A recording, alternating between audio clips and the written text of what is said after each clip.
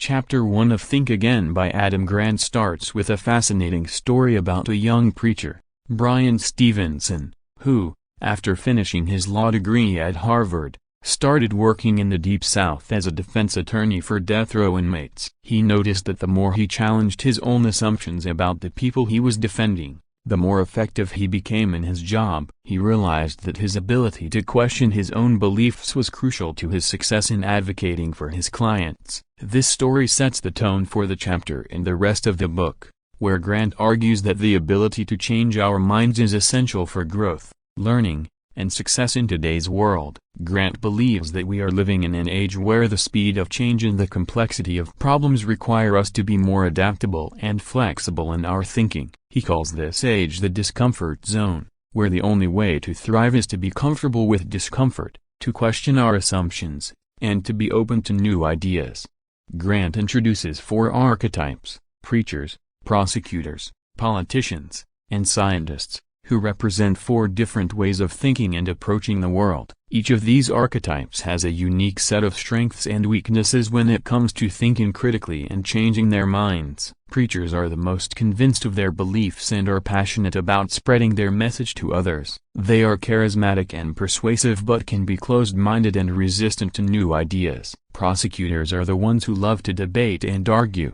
They have a strong sense of justice and are good at spotting flaws in other people's arguments. However, they can become overly attached to their own opinions and tend to focus on winning arguments rather than seeking the truth. Politicians are skilled at navigating social networks and are good at getting others to support their ideas. They are excellent communicators but may prioritize popularity over substance and compromise their values to win approval. Finally, scientists are the most curious and open-minded of the 4 archetypes. They are relentless in their pursuit of truth and are willing to change their minds when new evidence emerges. However, they can also become too cautious and may struggle to communicate their ideas effectively to others. Grant argues that we all have elements of these archetypes within us and that we should strive to cultivate the strengths of each while mitigating their weaknesses. He suggests that to become better thinkers, we need to embrace a mindset of intellectual humility and the willingness to admit when we don't know something and the openness to change our minds when confronted with new evidence.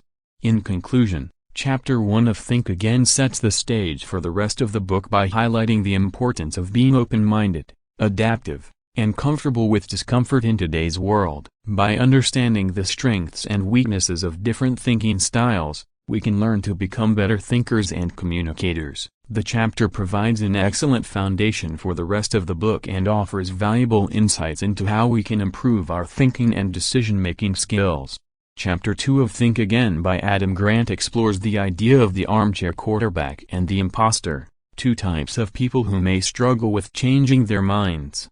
The armchair quarterback is someone who criticizes others from the sidelines without ever putting themselves in the game. They are quick to judge and offer opinions but often lack the experience or expertise to back up their claims. The armchair quarterback may also be resistant to changing their minds, as they are invested in the belief that they are always right. The imposter, on the other hand, is someone who believes that they are not qualified or competent enough to be in their current position or role. They may feel like they are faking it and worry that they will be exposed as a fraud. Imposters may be reluctant to change their minds, as they believe that their lack of knowledge or experience makes them inherently flawed. Grant argues that both the armchair quarterback and the imposter can benefit from cultivating a growth mindset, which is the belief that one's abilities and intelligence can be developed through hard work, practice, and learning. By adopting a growth mindset, individuals can become more comfortable with discomfort,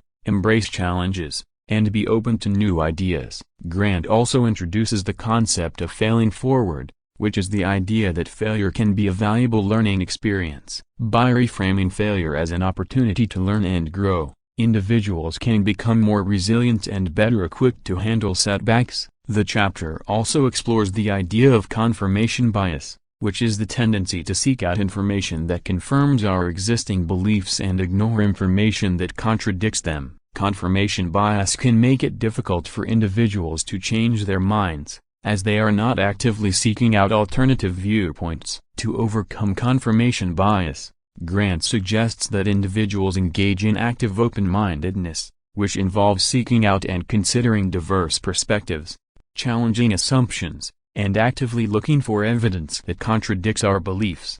In conclusion, Chapter 2 of Think Again highlights the importance of cultivating a growth mindset and embracing discomfort as a means of becoming more open-minded and adaptable. The chapter also offers practical strategies for overcoming confirmation bias and developing active open-mindedness. By understanding the challenges of the armchair quarterback and the imposter, individuals can work to overcome their own biases and become more effective thinkers and decision-makers.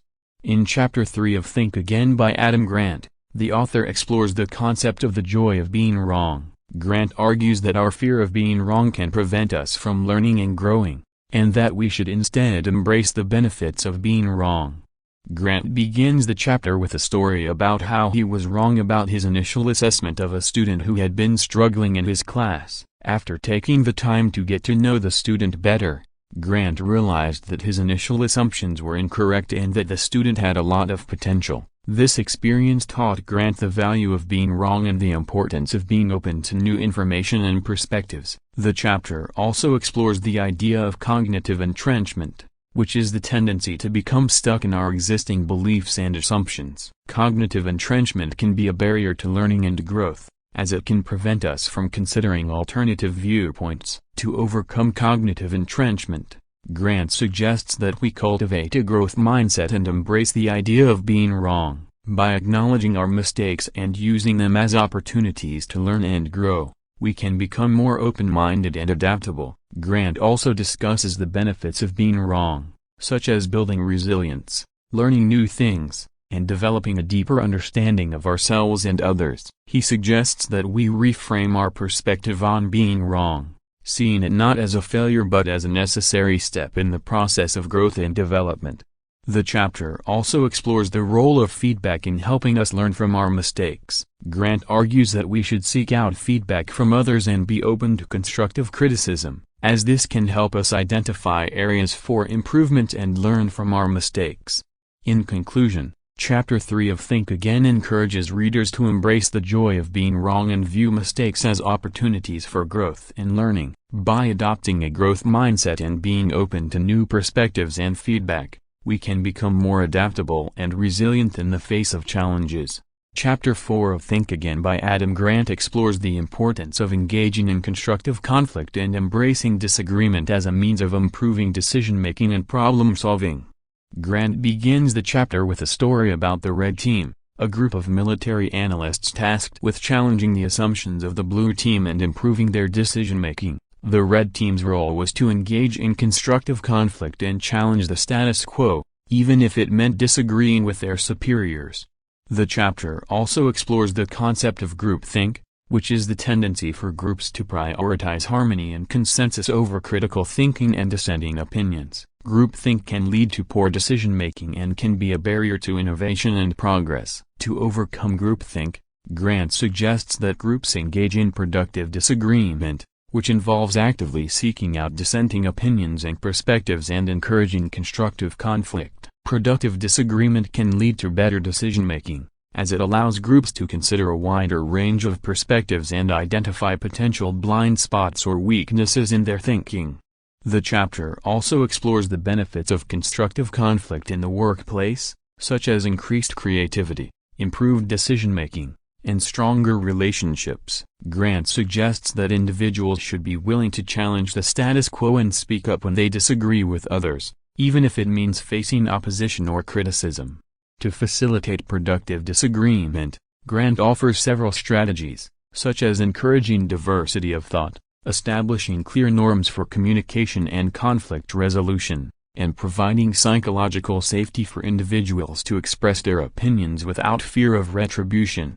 In conclusion, Chapter 4 of Think Again highlights the importance of engaging in constructive conflict and embracing disagreement as a means of improving decision-making and problem-solving. By overcoming groupthink and fostering a culture of productive disagreement, individuals and groups can become more innovative, adaptable, and effective in achieving their goals. Chapter 5 of Think Again by Adam Grant explores the power of building relationships with those we disagree with, and the benefits that can come from seeking to understand their perspectives.